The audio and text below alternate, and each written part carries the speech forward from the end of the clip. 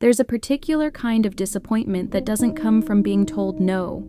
It comes from being told yes, and then watching that yes quietly turn into something else entirely.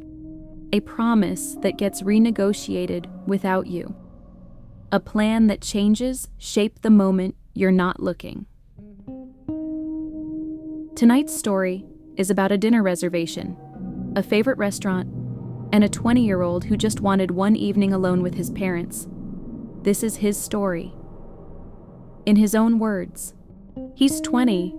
His dad works a lot, so time with both parents together is rare. When they told him they were taking him to his favorite restaurant, just the three of them, he was genuinely looking forward to it.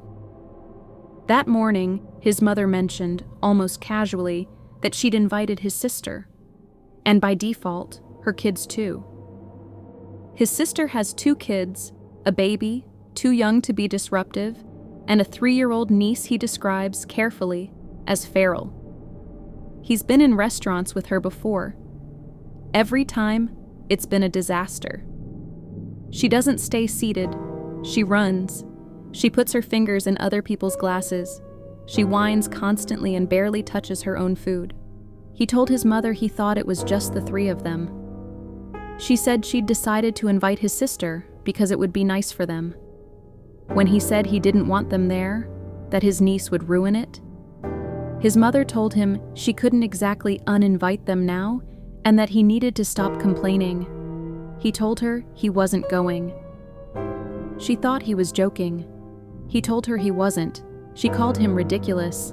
In the comments, someone asked whether he'd ever raised the niece's behavior directly with his sister. He clarified that he hadn't, but his mother had many times trying gently to offer parenting advice and voice her concerns. It had fallen on deaf ears every time. Multiple commenters urged him to hold his ground, warning that caving now would mean his mother continuing to merge every future one-on-one invitation into a group event. Reddit's verdict landed heavily in his favor, not the asshole. 93% upvoted, nearly 5,000 points, though, as we'll get to, not without some real pushback. Reddit's verdict landed heavily in his favor, not the asshole. 93% upvoted, nearly 5,000 points, though, as we'll get to, not without some real pushback.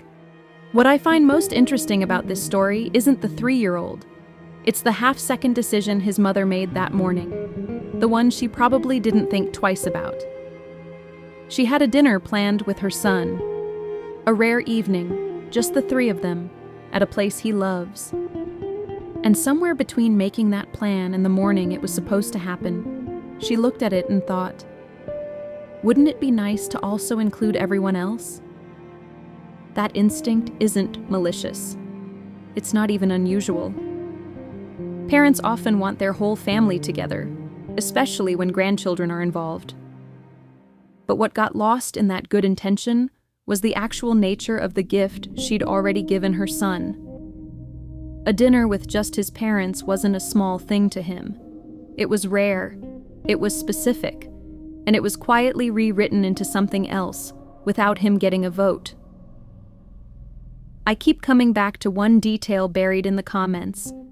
His mother had already, repeatedly, tried to address his niece's behavior with his sister, and gotten nowhere. Which means this wasn't a case of a grandmother naively unaware her granddaughter struggles in restaurants. She knew. She'd seen it before, and she still chose to fold that risk into an evening her son had been quietly looking forward to for who knows how long. There's a phrase that shows up again and again in stories like this one: golden child syndrome. Several commenters used exactly that term, and whether or not it's clinically accurate, it points at something real. When one sibling's needs are consistently treated as flexible, while another sibling's wants get folded in automatically, a pattern starts to form. Not necessarily out of cruelty, sometimes simply out of habit.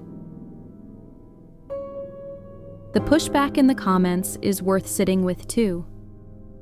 A meaningful number of people argued he's being too hard on a 3-year-old who is developmentally doing exactly what 3-year-olds do. They're not wrong about the science. But I think that critique slightly misses his actual complaint. His frustration was never really about a toddler's brain development.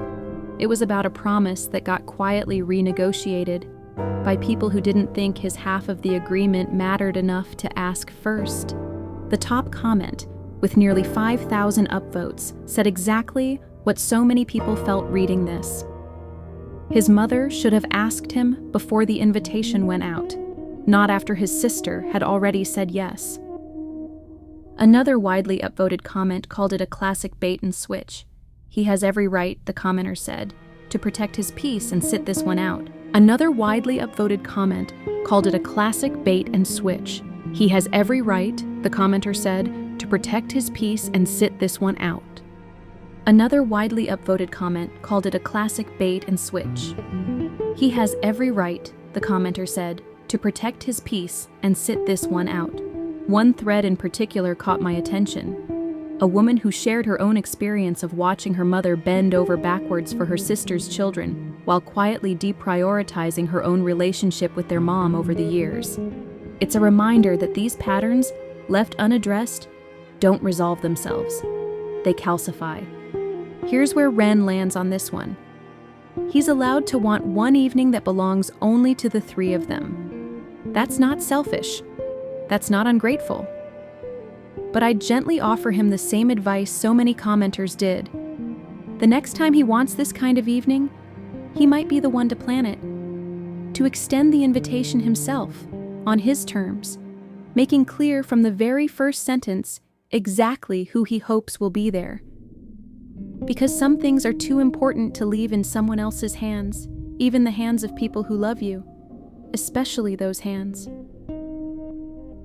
More whispers are coming. Follow Wren so you never miss one. I'll see you in the shadows.